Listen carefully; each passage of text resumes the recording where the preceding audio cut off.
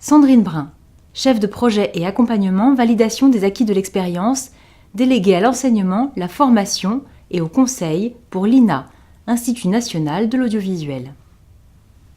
L'INA est aussi un centre de formation de l'audiovisuel qui propose une offre de formation de 450 formations. Bien sûr que toutes nos formations sont accessibles aux personnes en situation de handicap et c'est clairement l'objectif, mais on fait un travail de refonte et vraiment d'aménagement de nos fiches, etc., sur toutes nos formations longues qui visent aussi les reconversions professionnelles. Et puis, la mission sur laquelle j'interviens de manière un petit peu plus active, on va dire, qui est celle de rendre vraiment possible l'accès à nos formations aux personnes en situation de handicap. La mission handicap nous a permis de communiquer sur tout ça.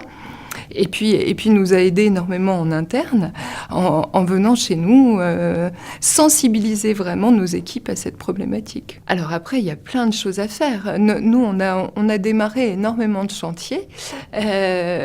Si réellement on a des candidats en situation de handicap qui postulent à nos formations, il y a un vrai travail d'accompagnement, à la fois en matière de recherche de financement. On peut organiser des interventions peut-être pendant les journées portes ouvertes avec des actions dédiées. Il y a plein de choses à faire. Donc on a monté une formation spécifique avec une association qui s'appelait Retour d'Image, qui était vraiment du coup destinée à des stagiaires non-voyants. Ce qui n'est pas forcément le cas en audiodescription, donc on était vraiment dans le cadre du spécifique parce que quelquefois l'audiodescription est réalisée par des voyants. Là, il y avait une vraie demande de cette association que les gens qui assistent à cette formation soient non-voyants. L'année prochaine, sur le CQP Animateur Radio, on accueille un stagiaire en situation de handicap qui est déficient visuel.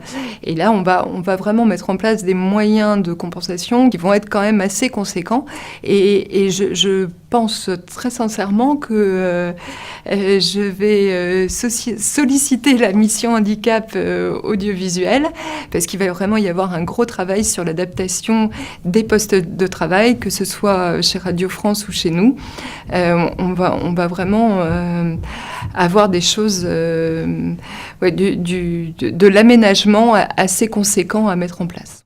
Interview réalisée par Sophie Massieu, journaliste, chef de projet Mission Handicap de la production audiovisuelle. Réalisation OLM Productions, entreprise adaptée, avec la participation financière de la GFIP.